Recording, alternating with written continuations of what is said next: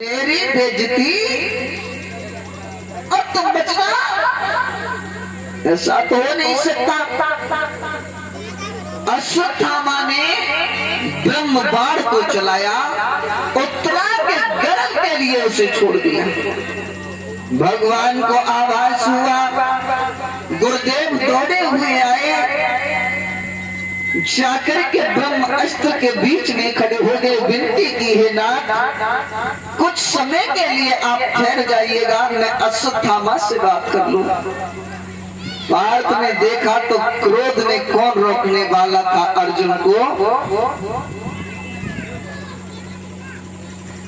गांडीव उठाया, भगवान के चरणों का ध्यान किया, जैसे गांडीव को छोड़ा तो ब्रह्म अस्त्र दोनों जाकर के सामने रुक गए। गुरुदेव सोचने लगे अब प्रलय आने में देरी नहीं है। अश्वत्थामा से कहा, अरे पापी, इस ब्रह्म शस्त्र के बारे में तुझे ज्ञान है?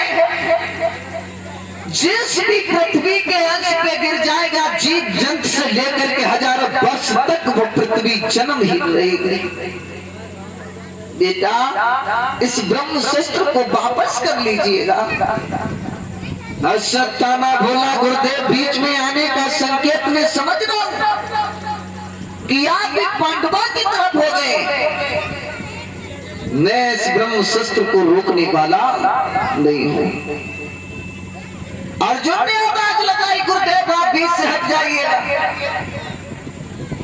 अगर अश्वत्थामा अपने ब्रह्म शस्त्र को नहीं रोकता है तो ये अर्जुन भी अपने ब्रह्म शस्त्र को रोकने वाला नहीं है। अर्जुन से हाथ जोड़े, बेटा तुम समझदार हो, अगर ये ब्रह्म शस्त्र जिस दिशा में गिर गया, हजारों वर्ष तक ये पृथ्वी विहीन रहेगी। लाला, इस ब्रह्म शस्त्र को वापस कर लीजिए, मैं अश्वत्थामा से निवेदन करके इस ब्रह्म शस्त्र को वापस कर दूंगा। माधव ने इशारा किया है, अर्जुन ब्रह्म शस्त्र को अपने गांडीव में धारण कीजिए। भगवान के चरणों का ध्यान किया, अर्जुन ने अपने ब्रह्म शस्त्र को अपने पास में उठा लिया। भगवान ने आवाज लगाई, अश्वत्थामा मेरे शिष्य ने बाण को वापस कर लिया, अब इस ब्रह्म शस्त्र को तू भी वापस कर ले।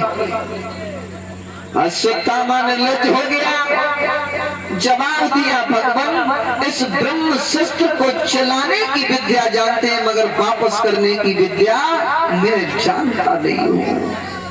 बोले नहीं जानता है तो इसे ऐसी दिशा में कर दे